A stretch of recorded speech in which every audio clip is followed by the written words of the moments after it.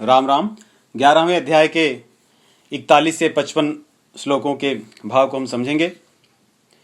तो 11वें अध्याय में भगवान श्री कृष्ण चंद्र अपनी अहेतुकी कृपा करके अपने प्रिय सखा, जो कि अब उनके प्रिय शिष्य बन चुके हैं, उनको अपना वो स्वरूप दिखाते हैं जो सर्वत्र विद्यमान है, परंतु उसको भगवान की कृपा से देखा नहीं, कृपा के बिना नहीं देखा जा सकता।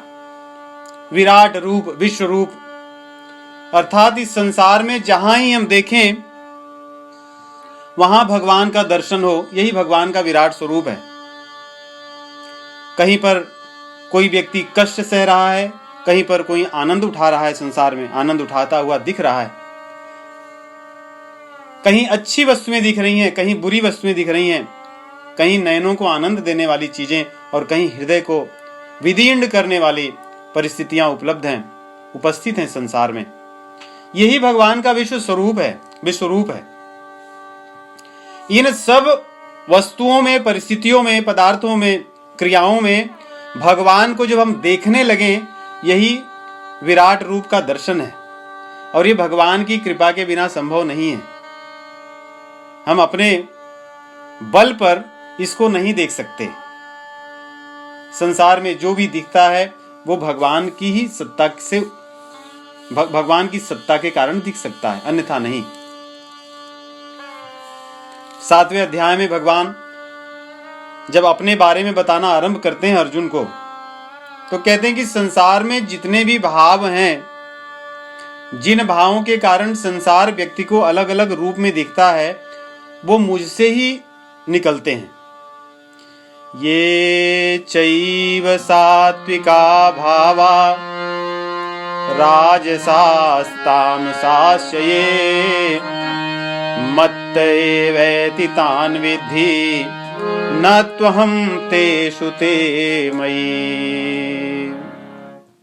ये जो सात्विक, राजसिक, तामसिक जो भी भाव हैं, इन भावों के कारण ही व्यक्ति की दृष्टि अलग अलग होती है।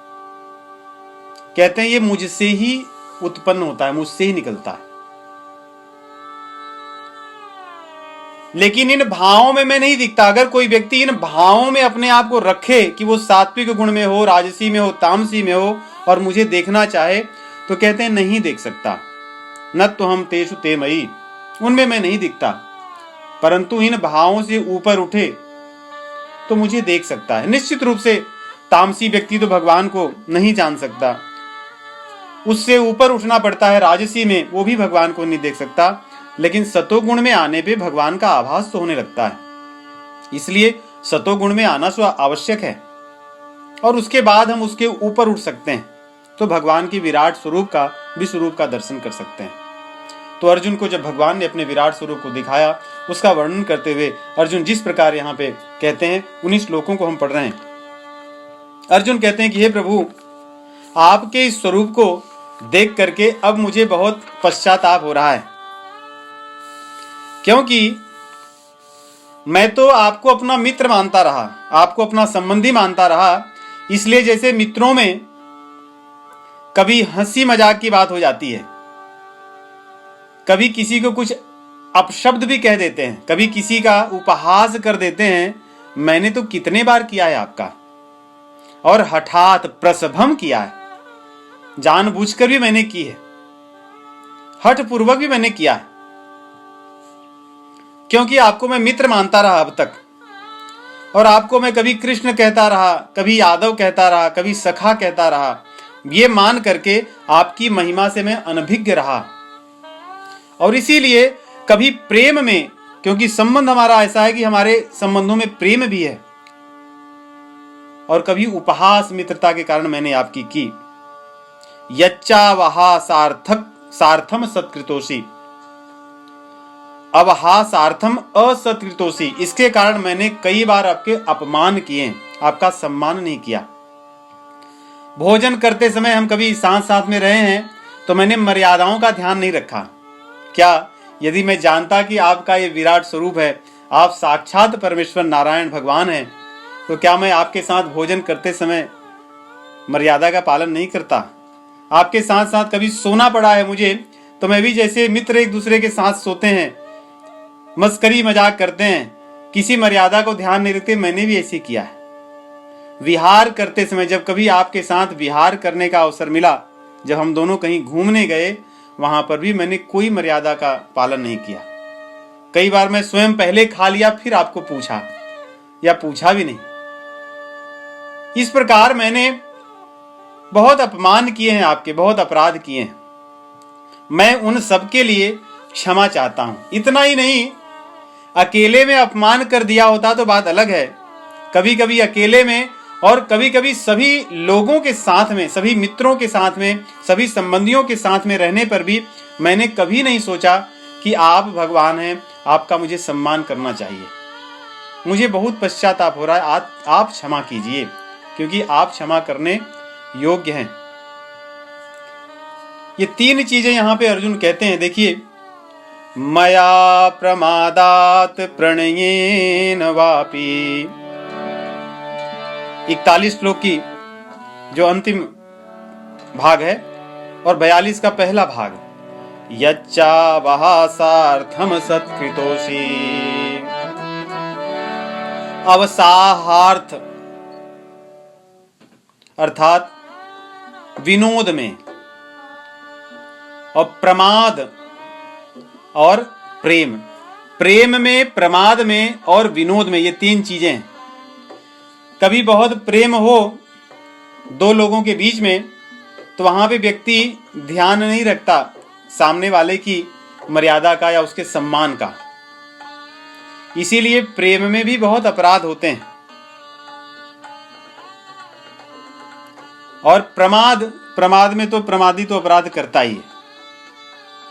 उसके लिए प्रमाद अर्थात जो व्यक्ति मोह से ढका हो, जिसको कुछ न पता हो, या समझ लो किसी को नशा करा दो और उसके बाद उससे मर्यादा वो पालन करे, ऐसी हम उस इच्छा रखें, अपेक्षा रखें, प्रमादी व्यक्ति होते हैं।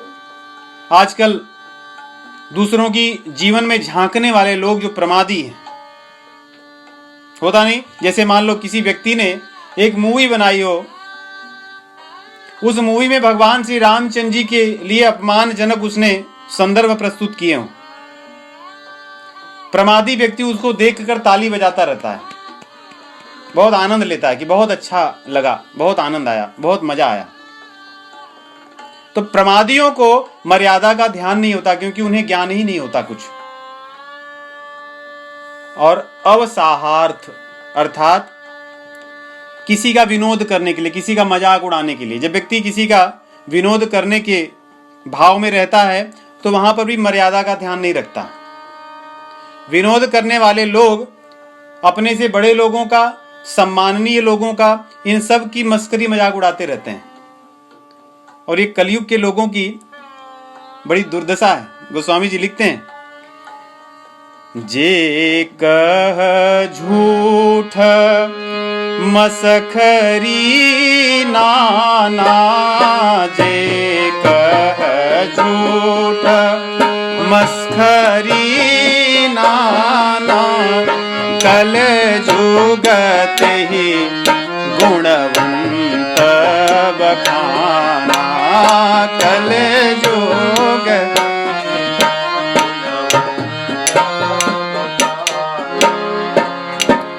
जो कह झूठ मस्करी नाना, जो झूठी बातें करे, मस्करी करे, विविध प्रकार की, दूसरों की खिल्ली उड़ाए।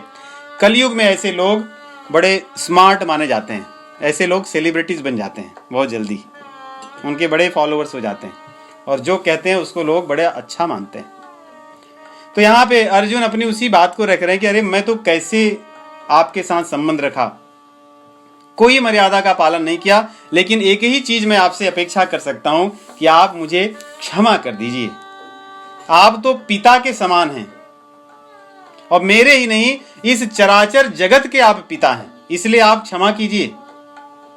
क्योंकि जो पिता होता है वो क्षमा कर सकता है, जो बड़ा होता है वो क्षमा कर सकता है। क्षमा बड़न को चाहिए, छोटन को उत्पात। तो छोटों के उत्पात को क्षमा कर देना ही बड़प्पन है। कहते हैं आप तो पूजे जाने वाले लोगों में और गुरुओं में भी श्रेष्ठ हैं। आप श्रेष्ठ पूजनीय गुरु हैं। गुरु भी अपने शिष्य को क्षमा कर देता, क्योंकि यदि क्षमा न करता तो उसका उद्धार कैसे होता। श्री रामचरितमानस में श्री काग भुषुंड के प्रकरण में हम देखते हैं, जब उन्होंने अपने गुरुदेव भगवान का अपराध किया, भगवान शिव जी क्रोधित होकर उन्हें श्राप देते हैं, फिर भी गुरु उनके लिए प्रार्थना करते हैं। एक शूल मोहि बिसरन काऊ, एक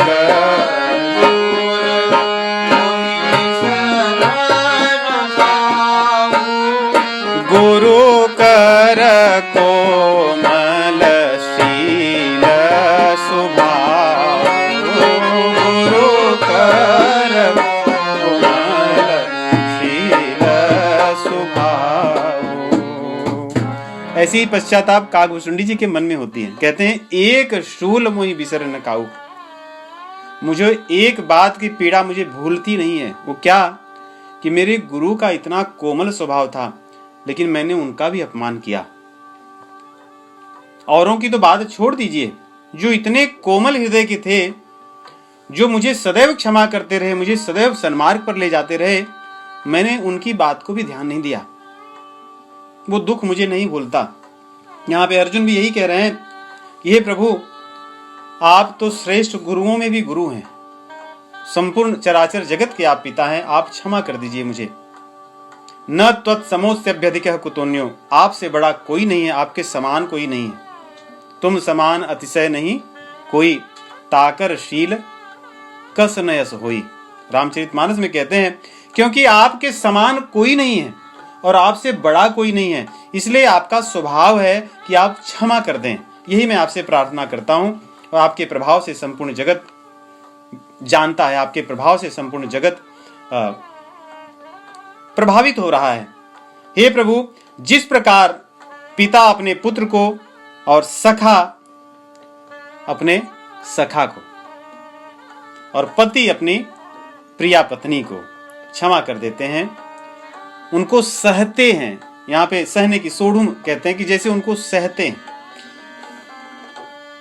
शिष्य के अंदर ऐसे कौन से गुण होते हैं जिससे गुरु बड़े प्रसन्न रहेंगे आरंभ में? अगर देखिए, अगर कोई शिष्य गुरु के पास पहुंचता है, उसमें तो कोई गुण नहीं होता, परंतु जो गुरु होता है उसको सहता है, उसके सभी गुणों को, दुर्गुणों को सह करके उसके भीतर सद्गुणों को बढ़ाता है।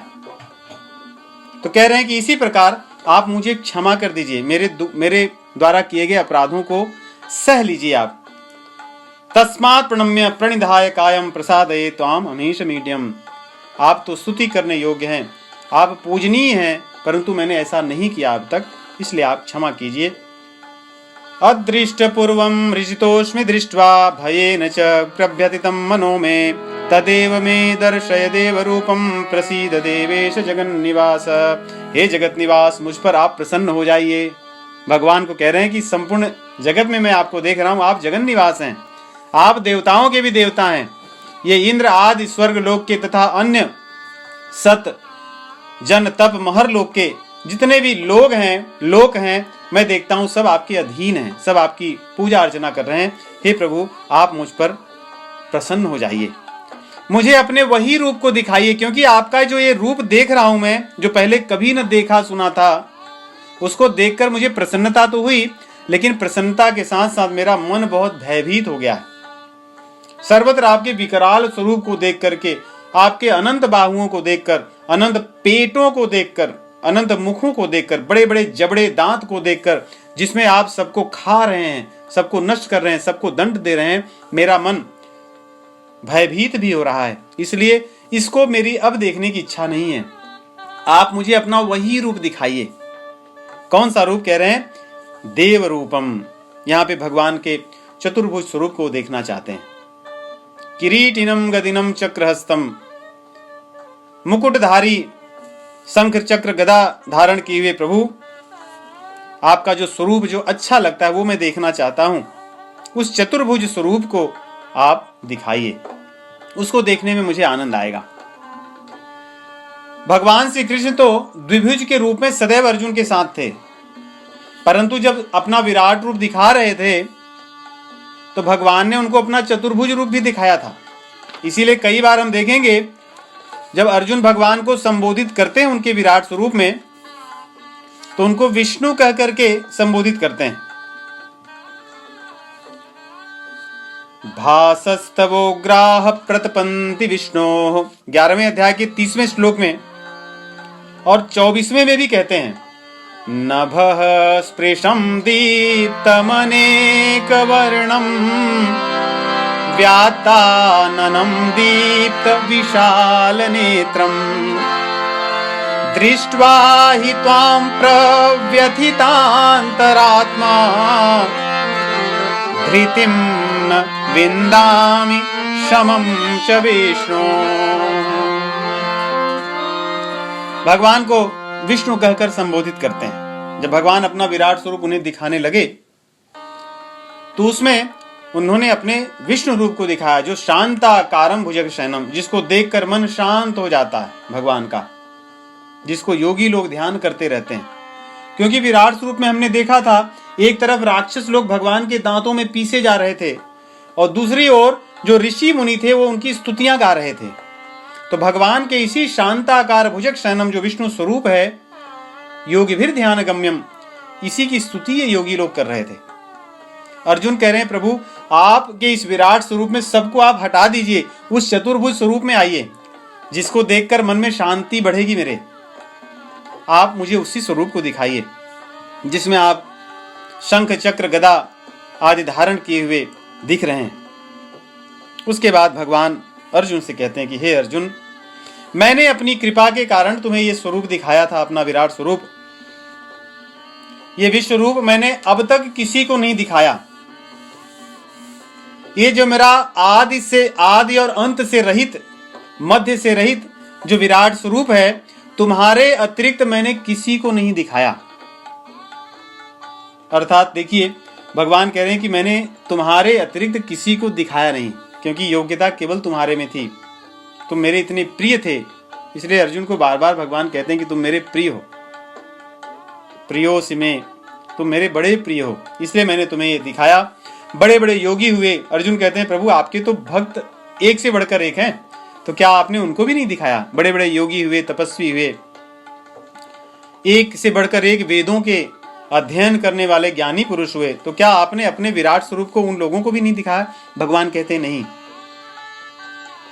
देखिए, यज्ञ दान तप ये ऐसे कर्म है जो कभी छोड़ना नहीं चाहिए। भगवत गीता में भगवान कहते हैं, यज्ञ दान तपस्चैव पावनानि मनीषिणाम।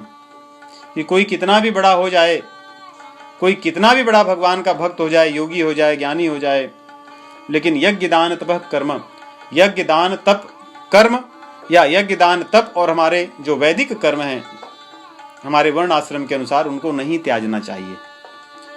इससे तो पवित्र लोग भी पवित्र बनते हैं। तो अर्जुन को भगवान कहते हैं कि मेरे इस स्वरूप को कोई व्यक्ति कितना भी बड़ा यज्ञ करने वाला हो, दानी हो, तपी हो, वो मेरे इस स्वरूप को नहीं देख सकता। ये स्वरूप तो वही देख सकता है जिस पर मैं कृपा करता हूं, अन्यथा नहीं देखा जा सकता। मेरे इस स्वरूप को देख करके तुम व्यथित न हो, तुम दुखी न हो, और न तो मूढ़ता न तो भ्रमित हो जाओ। मैं तुम्हें अपने उस स्वरूप को दिखाता हूं जिसको तुम देखना चाहते हो, अपने चतुर्भुज स्वरूप को दिखाना चाहता हूं। व्यपेत भीः प्रीत मनाः पुनस्त्वं तदेव मे रूपमिदं प्रपश्य। अब तुम अपने भय को छोड़ दो अर्जुन, क्योंकि मेरे जिस स्वरूप को देखकर तुम्हारे मन में भय हो रहा था, अब मैं उसको हटा लूंगा। तुम्हारी इच्छा के कारण मैं तुम्हारी इच्छा को पूर्ण करूंगा। तुम्हारी इच्छा के कारण ही मैंने अपनी कृपा की थी, जिससे तुम इस स्वरूप को देख पाते थे। भगवान का विराट स्वरूप बिना भगवान की कृपा से कोई नहीं देख सकता। श्री रामचरितमानस में प्रकरण आता है, जब काकभुषुंडी भगवान के बाल लीला में महाराज दशरथ जी के आंगन में जब रामचंद्र जी घुटने के बल से चलते रहते हैं, दूध भात खाते रहते हैं, तो उनके जूठन को खाने के लिए दौड़ते हैं और फिर भगवान उन्हें डराते हैं। तो जैसे कौवा होता है, देखिए बहुत चालाक होता है, आप कहीं से भी छोटा सा भी पत्थर उठाओगे मारने के लिए तो भाग जाएगा, किसी भी काम में व्यस्त हो। यही हाल काकभूषुंडी जी का था। भगवान खाते, उनका जूठन गिरता तो दौड़ते खाने के लिए, लेकिन भगवान जैसे हाथ भी यहां हिलाते तो भाग जाते। तो भगवान ने अपनी लीला करने के लिए, उन पर कृपा करने के लिए अपनी बड़ी भुजा फैलाई कि भागो, कहां तक भागोगे। अगर तुम्हारी इच्छा है मुझे देखने की, मेरे साथ खेलने की, तो मैं तुम्हें भागने नहीं दूंगा, तुम्हारे भय को नष्ट करूंगा।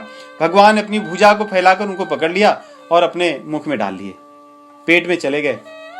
पेट में जाकर उन्होंने भगवान के अनंत ब्रह्मांड स्वरूप, विराट स्वरूप को देखा। अनंत ब्रह्मांडों में भगवान के विविध स्वरूपों को, विविध योनियों को, जीव जंतुओं को, अलग प्रकार की सृष्टि को देखा। जब उसमें से बाहर निकल कर आते हैं तो उसी वर्णन को गरुड़ जी से बताते हैं। कहते कि भगवान को जान कौन सकता है, उनके विराट स्वरूप को वही जान सकता है जिस पर वो कृपा करते हैं। अन्यथा भगवान तो ऐसे हैं कि भगवान को कोई एक अंश जानता है, कोई 10 अंश जानता है, कोई 20 अंश जानता है, लेकिन उनकी कोई सीमा नहीं है। लेकिन उनको पूर्ण रूप से तो वही जान सकता है जिस पर वो कृपा करते हैं। जो कहते हैं, तुम ही आदि खग मशक प्रजंता, तुम ही आदि खग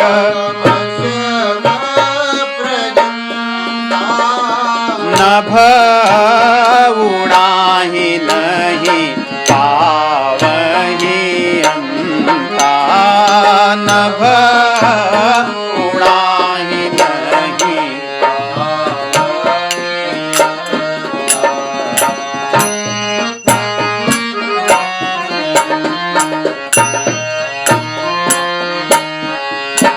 हाथी मेरा भूपति महिमा अवगाहा, हाथी मेरा भूपति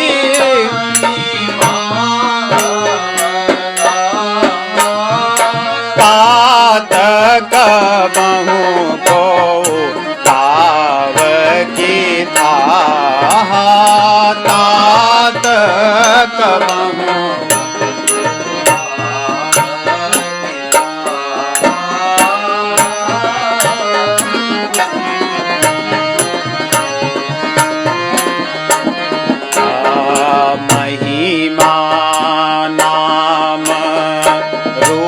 गुण गाथा, सकल अमित अनंत रघुनाथा, महिमा नाम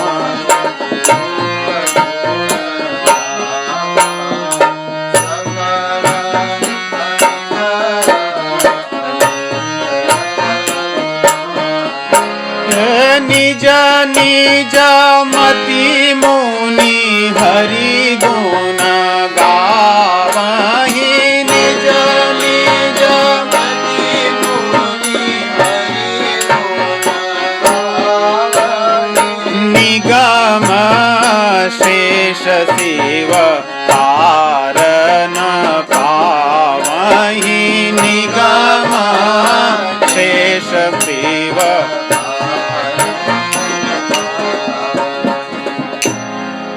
भगवान का कौन पार पा सकता है? उनके अनंत स्वरूप को, विराट स्वरूप को कौन जान सकता है? उनका नाम भी अनंत है, विराट है, भव्य है, उसको भी कोई नहीं जान सकता। उनके रूप को भी कोई नहीं जान सकता जब तक कि भगवान कृपा न करें। तो काकभूषुंडी जी जब भगवान के उदर से बाहर आते हैं तो कहते हैं उनके रूप का वर्णन कौन कर सकता है? मच्छर जितना भी ऊंचाई उड़ना चाहे उड़ ले, क्या आकाश की महिमा को बता सकता है? कभी नहीं बता सकता। तो इस प्रकार अर्जुन को भगवान कहते हैं कि हे अर्जुन, मेरा ये जो स्वरूप है, ये कोई ज्ञान से, तप से या कर्म कांड या वेदों में बताए हुए गए यज्ञों को करके कोई पाना चाहे तो संभव नहीं है। ये तो मेरी कृपा से ही कोई प्राप्त कर सकता है। और हे कुरु प्रवीर, हे कुरुओं में श्रेष्ठ, तुम मेरे प्रिय हो, इसलिए मैंने तुम्हें ये स्वरूप दिखाया, इसलिए तुम देख सके हो। इसलिए अब भय को छोड़ दो, मैं तुम्हारी उस इच्छा को भी पूर्ण करूंगा जो तुम देखना चाहते हो, अपने उस चतुर्भुज स्वरूप को भी दिखाऊंगा। इस प्रकार कह करके भगवान अपने स्वरूप को दिखाते हैं और उस स्वरूप को दिखा करके पुनः अपने दो भुज स्वरूप में आते हैं। यहाँ पे संजय इस बात को कहते हैं कि हे अपने स्वामी धृतराष्ट्र को कहते हैं कि वासुदेव भगवान ने इस प्रकार अर्जुन से कहा और उसके बाद उस चतुर्भुज स्वरूप को दिखाया और उसको दिखाने के बाद में अपने सौम्य वपु, अपने सौम्य शरीर को धारण किया। यहाँ पे देखिए भगवान के दो भुज स्वरूप को सौम्य कहा जा रहा है, क्योंकि इस दो भुज स्वरूप में ही भक्ति का ज्यादा आनंद मिलता है। दो भुज स्वरूप में ही भगवान की लीलाएं होती हैं मनुष्य रूप में, क्योंकि मनुष्य दो भुज वाला ही है, इसलिए भगवान दो भुज स्वरूप धारण करके मानव लीला करते हैं, जिससे व्यक्ति रस को प्राप्त करता है। भगवान अगर चतुर्भुज रूप धारण करके या अपने अनंत रूप धारण करके लीला करते रहें, उस लीला में उतना रस नहीं आता और उनकी लीला उतनी बड़ी नहीं होती, उतनी विस्तार की नहीं होती। इसीलिए भगवान के अन्य जो अवतार हैं, मत्स्य अवतार, कूर्म अवतार, वराह अवतार, नरसिंह अवतार, इन जो अवतारों में भगवान की लीलाएं उतनी प्रचलित नहीं हुई जितनी कि भगवान के दो भुज स्वरूप की लीलाएं प्रचलित हैं, भगवान श्री कृष्ण की, भगवान श्री रामचंद्र जी की, क्योंकि ये मनुष्य रूप में लीलाएं हैं। तो यहां पे भगवान के दो भुज स्वरूप को देख करके संजय धृतराष्ट्र को कह रहे हैं कि अब भगवान ने अपने उस सौम्य स्वरूप में आए, जिस स्वरूप को देखकर सौम्यता आनंद आता है, जिससे रसवर्धन होता है, जिससे भक्ति में नए नए भाव बढ़ते हैं, जिससे संबंध स्थापित होते हैं। क्योंकि दो भुज होने पर ही व्यक्ति उनको अपना माता पिता मान सकता है, उनको अपना भाई बंधु मान सकता है, उनको अपना सखा मान सकता है, उनको अपना प्रेमी मान सकता है, उनका दास बन सकता है या उनको अपना पुत्र पिता मान सकता है। अगर किसी के घर में संतान उत्पन्न हो, उनके चार भुजा हो, तो उनकी सेवा करने में उतना आनंद नहीं आएगा। इसलिए भगवान मानव शरीर मनुष्य रूप में अवतार लेते हैं अपने भक्तों के साथ आनंद लेने के लिए, स्वयं और आनंद देने के लिए। तो इस प्रकार भगवान पुनः अपने दो भुज स्वरूप में आते हैं। अब अर्जुन भगवान को कहते हैं कि हे प्रभु, आपके इस सौम्य द्विभुज स्वरूप को देख करके मुझे बहुत शांति हो रही है, मेरा मन अब स्थिर हो गया। अब तक मैं डरा हुआ था, मेरा मन चंचल था, कहीं आपके अनंत स्वरूपों में देखता था, आपके भयानक स्वरूप को तथा अन्य विविध प्रकार के स्वरूपों को देखकर मन व्यथित हो गया था, मन चंचल हो गया था। अब मन स्थिर हो गया है, अब मैं अपने सहज स्वरूप में आ रहा हूं। यही सहज स्वरूप की भक्ति है। भगवान के दो भुज स्वरूप में किसी एक संबंध से हम भगवान को अपना माने, यही सहज भक्ति उत्पन्न करती है। अर्जुन कह रहे हैं कि अब मैं अपने सहज स्वरूप में आ गया हूं, सहज स्थिति में आ गया हूं प्रभु। भगवान यहां से अर्जुन को फिर से उपदेश देना आरंभ करते हैं। सुदुर्दर्शमिदं रूपं दृष्टवानसि यन्मम देवाप्यस्य रूपस्य नित्यं दर्शन कांक्षिणः। हे अर्जुन, मेरे इस स्वरूप को देखने के लिए, अपने उस विष्णु स्वरूप की बात कर रहे हैं कि मेरे उस स्वरूप को देखने के लिए जिसको अभी तुमने देखा, देवता लोग सदैव लालायित रहते हैं, लेकिन क्या देख पाते हैं? कहते नहीं, क्योंकि देवताओं की गति सदैव वहां तक नहीं होती, बाधित होती है। मेरी कृपा से ही वो मुझको देख पाते हैं, अन्यथा नहीं देख पाते, जिसको तुम मुझे देखे थे अभी। और ये बहुत सुलभता से कोई नहीं देख सकता। सुदूरदर्शमिदं रूपम, ये जो मेरा रूप है ये सुदूरदर्श है, बहुत कठिनाई से देखा जा सकता है, बहुत कम लोग देख सकते हैं, क्योंकि व्यक्ति दान कर सकता है। देखिए ये यहाँ पे एक भाव और भी है भगवान का कि दान व्यक्ति कर सकता है, और दानी एक से एक हुए। वेद अध्ययन और यज्ञ भी करने वाले एक से बढ़कर एक हुए, वो भी कर सकता है व्यक्ति। तप भी कर सकता है, एक से बढ़कर एक तपी हुए। और वेदों में या वेद अध्ययन करने वाले भी व्यक्ति एक से बढ़कर एक हुए, परंतु जो शरणागति करने वाले सभी नहीं होते। शरणागत तो कुछ लोग ही होते हैं, और जो शरणागत होता है वही भगवान को प्राप्त कर पाता है। इसलिए भगवान यहां फिर कहते हैं कि अर्जुन, मुझे प्राप्त करना बहुत सुलभ है यदि कोई मेरी शरणागति होता है। बड़े बड़े वेदों के अध्ययन से, यज्ञों से मुझे प्राप्त करना दुर्दर्श है। ऐसा नहीं कि नहीं प्राप्त कर सकते, लेकिन सुलभ, सुगम नहीं है। ना हम वेदैर न तपसा न दानेन न चिज्जया। मुझे वेदों से, वेद अध्ययन से, तप से, दान से और यज्ञों से नहीं पाया जा सकता। शक्य एवं विधो द्रष्टुम दृष्टवानसि माम यथा। जिस प्रकार तुमने मुझे देखा था, मेरे उस स्वरूप को देखना यदि हो तो मेरी कृपा से ही देखा जा सकता है। मेरी शरणागति आने पर ही, मेरे शरणागत होने पर ही देखा जा सकता है।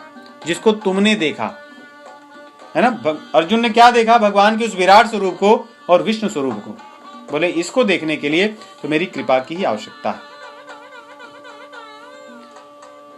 और मेरी कृपा कैसे मिलती है? कहते हैं भक्ति से। भक्त्या त्वनन्या शक्य अहम वेवं विधोर्जुन ज्ञातुम द्रष्टुम च तत्वेन प्रवेष्टुम च परन्तप। ये 11वें अध्याय का सार है। इन अध्यायों में हम देखेंगे कि भगवान सब कुछ कहने के बाद में सार के रूप में ये बताते हैं कि ये सारी जो मेरी विभूति हैं, इनका दर्शन करना तभी संभव है, तभी सरल है, यदि मेरे साथ भक्ति का संबंध रखोगे, मेरे साथ प्रेम का संबंध रखोगे। तो ज्ञान भी मैं दे दूंगा जिससे मुझे जान जाओगे, वैराग्य भी मैं दे दूंगा जिससे संसार से विरक्त हो जाओगे। बहुत सरल हो जाएगा। भागवत पुराण में आरंभ में ही लिखते हैं, वासुदेवे भगवती भक्ति योगः प्रयोजितः तदहं ज्ञान वैराग्यम जनयत्याशु वैराग्यम ज्ञानम च यदहेतुकम्। कहते हैं कि वासुदेवे भगवती भक्ति योगः प्रयोजितः जनयत्याशु वैराग्यम ज्ञानम च यदहेतुकम्। जिससे बिना स्वार्थ की भक्ति, प्रेम हो, ज्ञान हो, वैराग्य हो, कहते हैं कि भक्ति करने पर अपने आप हो जाती है। जनयत्याशु वैराग्यम, समय नहीं लगता, अपने आप वैराग्य उत्पन्न हो जाता है और ज्ञान हो जाता है, जिसे अहेतुकी भक्ति होती है, बिना स्वार्थ की भक्ति होती है। केवल हम आरंभ करें। भगवान यहां पे कहते हैं अर्जुन को कि अनन्य भक्ति से ही मुझे जाना जा सकता है, अन्यथा नहीं। जिस प्रकार का स्वरूप तुमने मेरा देखा, वो स्वरूप देखने के लिए अनन्य भक्ति की आवश्यकता है। उसी से मुझे जाना जा सकता है, उसी से मुझे पाया जा सकता है, उसी से मेरा बना जा सकता है। और भक्ति को करना कैसे संभव होगा? कैसे भक्ति को करें? क्योंकि जो हमारे पास 2 भुजाएं हैं, 2 पैर हैं, मनुष्य शरीर है हमारे पास, तो ये सब हमें काम करने के लिए मिले। हमारे पास 5 इंद्रियां हैं, कर्मेंद्रियां, 5 ज्ञानेंद्रियां हैं, मन है, बुद्धि है, अहंकार है। ये सारी चीजें हमें जब मिली हैं तो शांति से बैठेंगे नहीं, कुछ ना कुछ तो करते रहेंगे, कर्म करेंगे। तो भगवान कहते हैं जो कर्म करोगे मेरे लिए करो। मत कर्म कृन मत परमो मद भक्तः संगवर्जितः। संगवर्जितः, कर्म तो तुम करोगे ही, लेकिन उन कर्मों को करने वाला स्वयं को मत मानो। उन कर्मों के करने के बाद जो फल मिले, उन फलों का भोगी स्वयं को मत मानो। क्योंकि दूसरे अध्याय से यही चीज आरंभ हुई थी कि कर्म को करो और उसके फल को अपना मत मानो या उसकी अपेक्षा मत करो। कितना सरल लगता है सुनने में। दूसरे अध्याय का 47वां श्लोक, मां कर्म फल हेतुर्भुर माते संगोस्व कर्मणि। और कर्म के फल को प्राप्त करने वाला स्वयं को मत समझो। यहां पे भगवान कह रहे हैं कर्म तो तुम करोगे ही, लेकिन स्वयं को कर्ता मत मान करके मेरे लिए करो, स्वयं को भोक्ता मत मानो। जो भी तुम्हारे कर्म है, जो भी तुम्हारे कर्तव्य हैं, सुनने में सरल लगता है, ये वास्तव में करने में बड़ा कठिन है। ये तभी हम कर सकते हैं जब भगवान को अपना माने। क्या परिवार में व्यक्ति अपनी जो छोटे संतान होती हैं उनके लिए इस भाव से कर्म नहीं करता, उनकी सेवा नहीं करता, उनसे कोई अपेक्षा नहीं रखता? आरंभ में अगर बच्चा शिशु हो, छोटा हो, तो उसकी व्यक्ति सब कुछ सेवा करता है, सब कुछ उसके लिए करता है, कष्ट भी सहता है, कोई अपेक्षा नहीं रखता, सेवा करता है। उसी प्रकार यदि भगवान को अपना माने कि यही मेरे हितैषी हैं, इन्होंने ही मुझे सब कुछ दिया है और अंत में यही मुझे काम आएंगे, तो अपने जो हम कर्म कर रहे हैं उनको तो भगवान के लिए ही भगवान को ही समर्पित कर सकते हैं। यही भक्ति है। भक्ति कोई बहुत बड़ी अन्य प्रकार के जैसे विक्रम पराक्रम नहीं है, भक्ति यही है। छोटी छोटी चीजें ही भक्ति हैं। हम कैसे बात करते हैं यही भक्ति, ये भी भक्ति है। कैसे दूसरों को सम्मान देते हैं ये भक्ति है। कैसे दूसरों की सेवा करते हैं, दूसरों को देखकर मन में किस प्रकार उत्साह होता है या नहीं होता, ये भी भक्ति है। दूसरों को देखकर हमारे मन में द्वेष होता है, ईर्ष्या होती है, अगर ये चीजें हैं तो ये भक्ति नहीं है। तो भक्ति कोई बहुत बड़ी ऐसी चीज नहीं है जो व्यक्ति नहीं जानता हो। भक्ति तो छोटी छोटी चीजें ही हैं।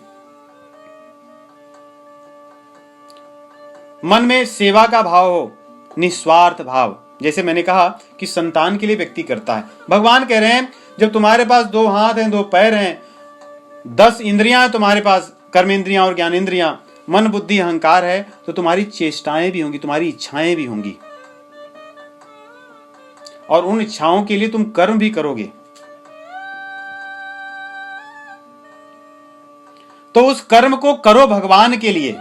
भगवान कह रहे हैं मेरे लिए करो, यही और मेरे भक्त बन जाओ। और मेरे भक्त, यही जब करोगे तो मेरे भक्त हो जाओगे। संग वर्जितः, संसार के लिए मत करो, संसार को पाने के लिए मत करो, केवल कर्म करो।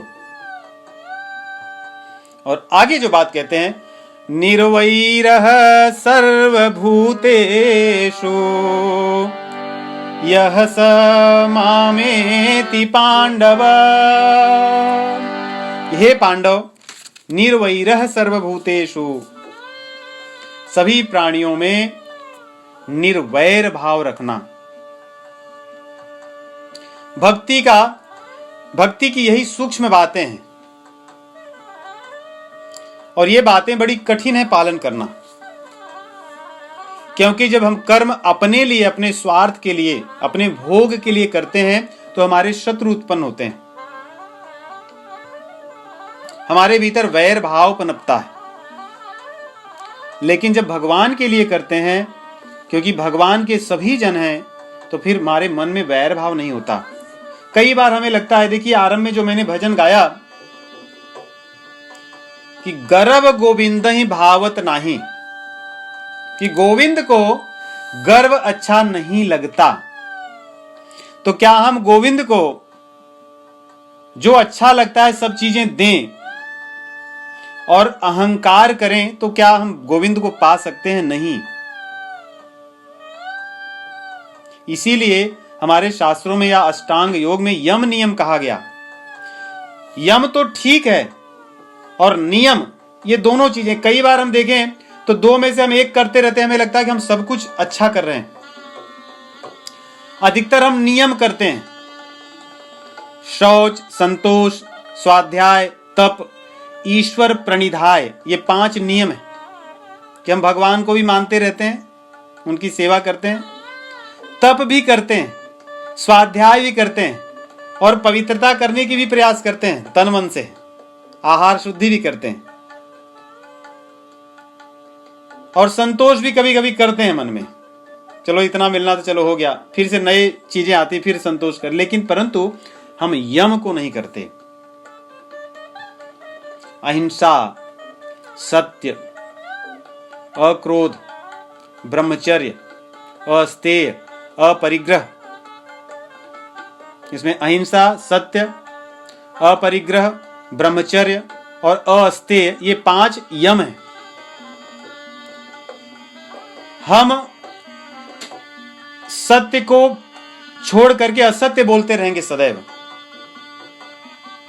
दूसरों की हिंसा हम करते रहेंगे, परंतु हम भक्ति भी करते रहेंगे। इससे नहीं होता। इन दोनों में इसीलिए यम को पहले कहा गया, नियम को बाद में। यदि हम नियम नहीं कर सकते, वो उतना हानिकारक नहीं है जितना कि हम यम नहीं करते। क्योंकि देखो, अगर हम हमारे संसार में भी अगर ये ऐसा लिखा था कि ये मत करो संसार में, वो न करोगे तो किसी और को हानि नहीं होती। यदि हम अपने मन की सब चीजें करते रहें और जो नहीं करना है उसको भी करते रहें, जैसे रास्ते में चलते समय गाड़ी को विपरीत दिशा में नहीं चलाना है, हम सब चीजें अच्छे से करें और लेकिन जो नहीं करना है उसको करते रहें। गाड़ी को विपरीत दिशा में चला के हम एकदम अपनी जो गति की जो सीमा है उसमें चलते रहें, सभी सिग्नल पे रुकते रहें, सब कुछ करते रहें, तभी भी हमें पुलिस जब मिलेगा तो दंड ही देगा। आप उससे नहीं कह सकते कि मैं सही तरह से गाड़ी चला रहा हूं, मेरे पास लाइसेंस भी है, आप देख लीजिए, और मैंने जितनी गति की यहाँ पे सीमा थी, स्पीड लिमिट थी, उसको मैं पालन कर रहा हूं, हर सिग्नल पे मैं रुकता हूं। आप ऐसा नहीं कर सकते। आपको गाड़ी तो सही दिशा में ही चलानी होगी। इसलिए जो यम है उसका पालन अति आवश्यक है। देखो, नियम तो राक्षस लोग भी करते हैं, वो भी तप करते हैं, भगवान को मानते हैं, तभी तो तप करते हैं, तभी तो कर्म कांड के यज्ञ करते हैं, लेकिन वो यम नहीं करते, यम को छोड़ देते हैं, नियम का पालन करते हैं। इससे उनके पास शक्ति भी आती है और वही इसीलिए वो राक्षस कहलाते हैं। इसलिए भक्ति मार्ग में यम अति आवश्यक है कि जो नहीं करना है उसको नहीं करना है, जो करना है उसको करने के लिए प्रयास करना है। एक बार हम जो चीजें नहीं करनी है उसको छोड़ देंगे, जब नहीं करेंगे तो जो करने वाली चीजें हैं वो अपने आप धीरे धीरे सुगम हो जाएंगी। कपिल मुनि, भगवान कपिल माता देवहूति को जब सांख्य योग का संदेश देते हैं, उसमें भी ये इस प्रकार की बातें कहते हैं अपनी मां से। कहते हैं कि मां, भक्ति योग से जीव बड़े आसानी से मुझे प्राप्त कर लेता है, इससे सुंदर और कोई मार्ग नहीं है। और भक्ति योग को पाने के लिए कहते हैं कि संसार में जो संग बनाते हैं उसी संग को साधुओं के साथ लगा दें। प्रसक्त मजरम पाश मात्मनः कवयो विदुः स एव साधुषु कृतो मोक्ष द्वारमपावृतम्। केवल अपने संग को साधुओं के साथ लगा दो। यहां पे जो भगवान कह रहे हैं, भगवान श्री कृष्ण अर्जुन को, कि मद भक्त संग वर्जित, संसार में संग जो है उसको छोड़ दो, साधुओं में लगा दो।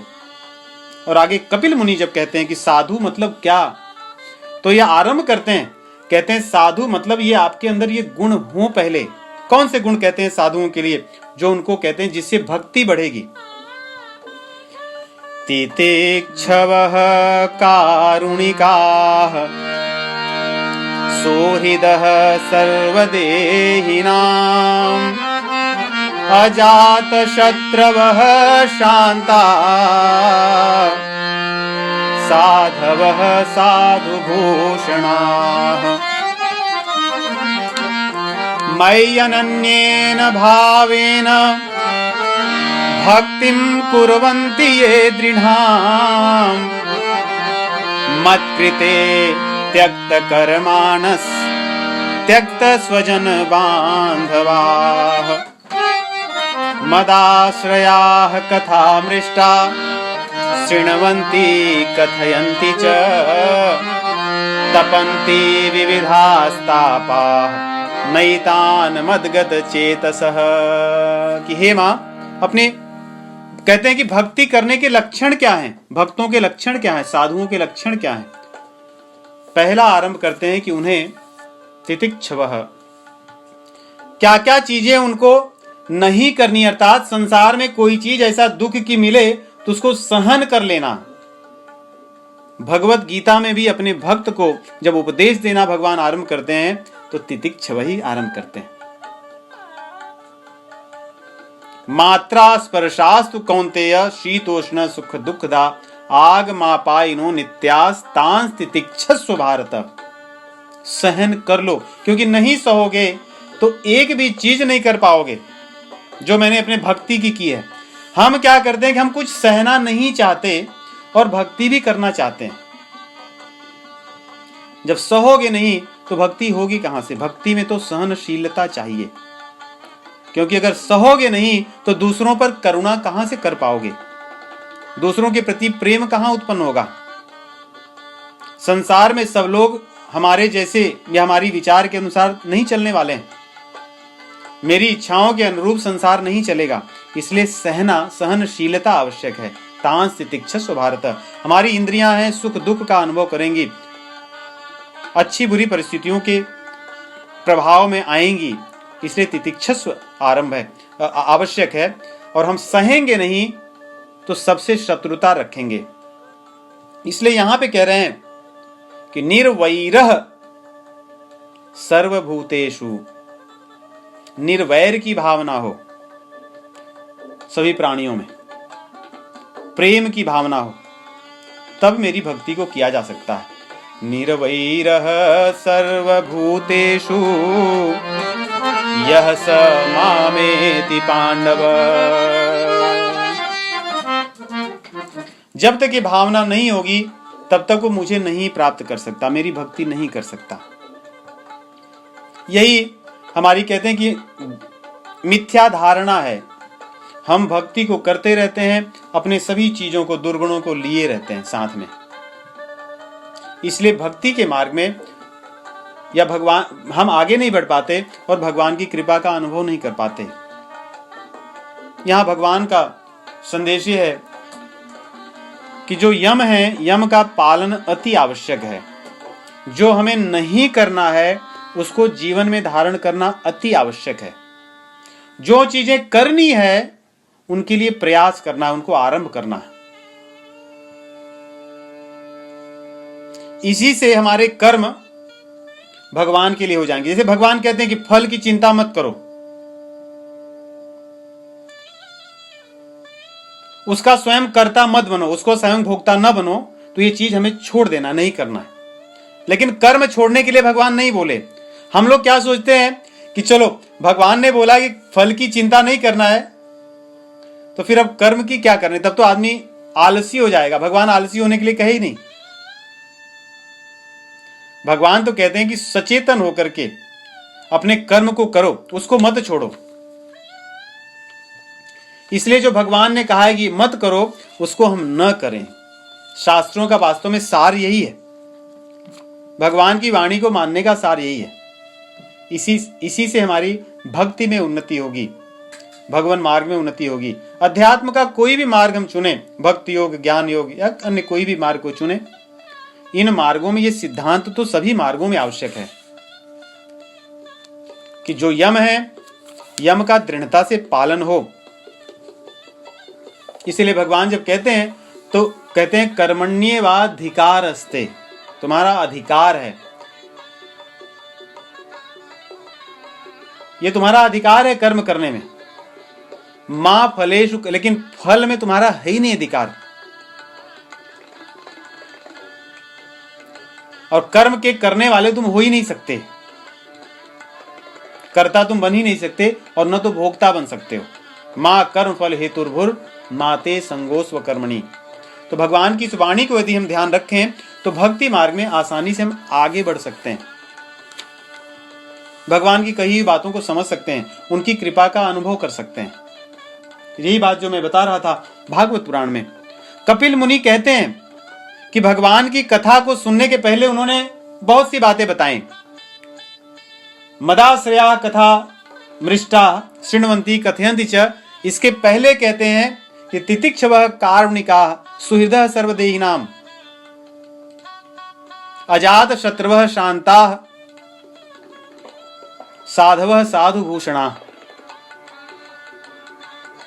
कि हमारा साधवः साधुभूषणाः अर्थात जो साधु लोग हैं, जो अच्छे लोग हैं, वे हमारे आभूषण बने, हम उनको पहने। अर्थात साधुओं को, सज्जनों को अपना आदर्श माने। हम ये नहीं करते। देखिए इससे एक बात और, कि भगवान को मानने वाले लोगों में कमी नहीं है इस समय संसार में, लेकिन साधुओं को मानने वाले लोगों में बहुत कमी है। व्यक्ति भगवान को मानता है परंतु साधुओं को नहीं मानता।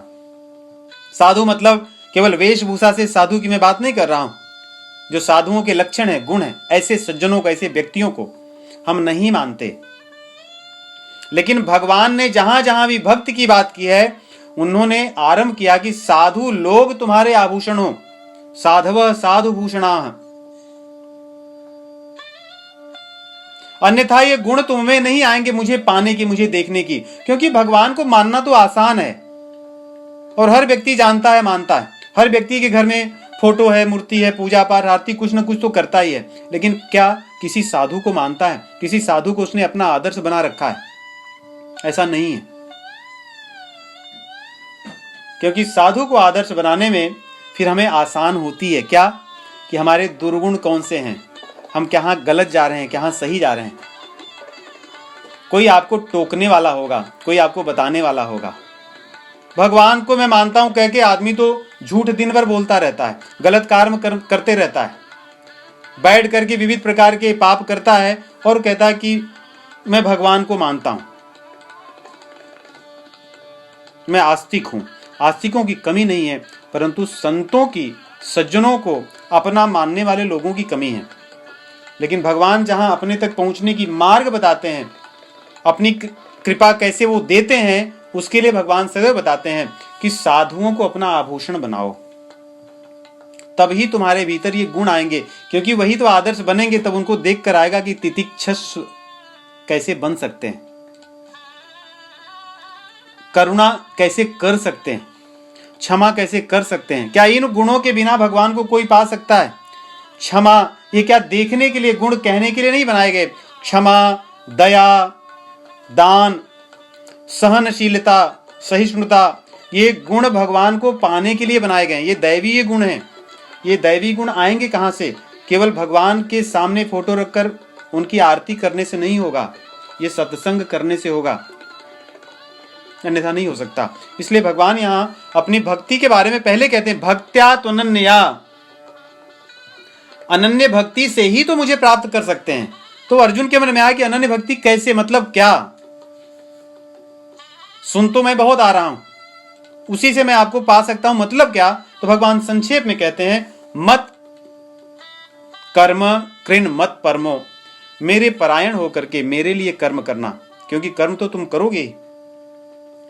मद भक्तः संग वर्जितः, संसार का संग छोड़ दो,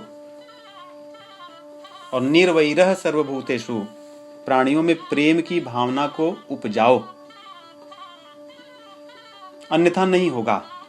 क्योंकि भगवान, भक्ति मतलब ही प्रेम होता है। भगवान थोड़े ही हमारे सामने प्रकट होंगे अपने स्वरूप में, जो भी स्वरूप हमें अच्छा लगता है, राम, श्री कृष्ण, विष्णु, शिव, जिस स्वरूप में भगवान को चाहते हैं वे नहीं प्रकट होंगे कि मैं प्रकट हूं, मुझसे प्रेम करो। वो तो हमारे आसपास अपने जनों के रूप में ही प्रकट होंगे। उनसे ही वो देखेंगे कि आप कितना प्रेम करते हो, कितना वैर करते हो। तो भक्ति के माध्यम से भगवान की कृपा को पाई जा सकती है, और भगवान की कृपा से ही भगवान को जाना जा सकता है। तो 11वें अध्याय में भगवान अर्जुन को कहते हैं कि अर्जुन, मेरी कृपा से मुझे तुम जान गए, और भक्ति जब करोगे या अनन्य भक्ति जब करोगे तो मैं अपने स्वरूप को निश्चित रूप से दिखाऊंगा किसी भी जीव को, और मेरे इस विराट स्वरूप को जानने वाला जीव कहीं अन्य जगह नहीं जाएगा, वो मुझे ही प्राप्त करेगा। इस प्रकार भक्ति के माध्यम से जानने की बात भगवान भगवद गीता में बहुत बार कहे हैं। 8वें अध्याय में भी कहते हैं कि पुरुषः स परः पार्थ भक्त्या लभ्य सुनन्या, कि वो परम पुरुष जो है वो भक्ति के माध्यम से ही मिल सकता है। मत्स्थानि सर्वभूतानि येन सर्वमिदं ततम, है तो वो सर्वत्र उपलब्ध, कण कण में विद्यमान है, लेकिन मिलेगा वो भक्ति से ही, अन्यथा नहीं मिलेगा। वो परम पुरुष भक्ति के माध्यम से ही जाना जा सकता है। तो अब सोचिए, जैसे कण कण में विद्यमान भगवान है, उनका हम अनुभव तभी कर पाएंगे जब भक्ति अर्थात प्रेम करेंगे। तो कण कण में विद्यमान है जो भगवान, तो भगवान जन जन में विद्यमान है। तो जन जन में प्रेम की भावना रहने से, निर्वैर रहने से भगवान की भक्ति बढ़ती है। तो इस प्रकार 11वां अध्याय का विराम होता है। यहीं पर हम विराम करेंगे। राम राम।